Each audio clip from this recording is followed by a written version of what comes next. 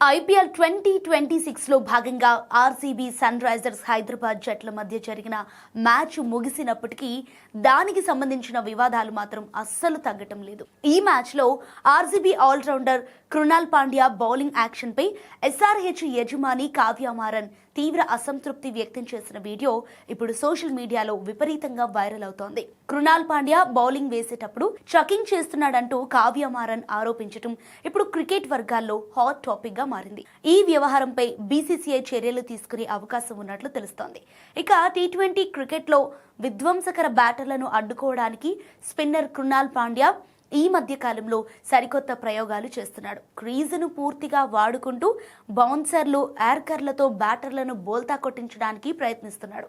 ఇక మే 22న sun Risers Hyderabad జట్టుతో జరిగిన ఉత్కంఠ భరిత పోర్లో ఎస్ఆర్హెచ్ బ్యాటర్లను కట్టడి చేయడానికి కృణాల్ పాండ్యా తన అస్త్రాలన్నింటినీ ఉపయోగించాడు. అయితే ఇన్నింగ్స్ 17వ ఓవర్ చివరి బంతికి నితీష్ కుమార్ రెడ్డికి కృణాల్ పాండ్యా ఓ వేగవంతమైన బౌన్సర్ విసిరాడు. స్టాండ్స్ లో కూర్చొని మ్యాచ్ ను వీక్షిస్తున్న కావ్య మారన్ ఆ బంతి పడిన వేగాన్ని చూసి కృణాల్ పాండ్యా చేతిని వంచి చకింగ్ చేస్తున్నాడంటూ పక్కనే ఉన్న వారితో సైగలు చేస్తూ తీవ్ర అసహనం వ్యక్తం చేశారు. ఈ కీలక మ్యాచ్ లో ఆర్సీబీ కెప్టెన్ రజత్ పాటిదార్, ఇషాన్ కిషాన్ క్రీజులో ఉన్నంతసేపు కృణాల్ పాండ్యాకు బౌలింగ్ ఇవ్వలేదు. సో విధ్వంసకర బ్యాటర్ హెన్రిచ్ క్లాసెన్ క్రీజులోకి వచ్చాకి బంతిని కృణాల్ పాండ్యా చేతికి అప్పగించాడు.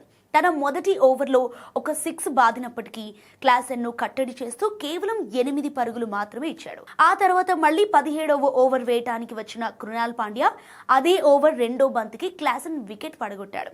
అయితే అదే ఓవర్లో నితీష్ రెడ్డి వరుసగా 2 సిక్సర్లు బాదగా చివరి బంతికి కృణాల్ వేసిన విచిత్రమైన డెలివరీపైనే కావ్య మారన్ అభ్యంతరం వ్యక్తం చేశారు.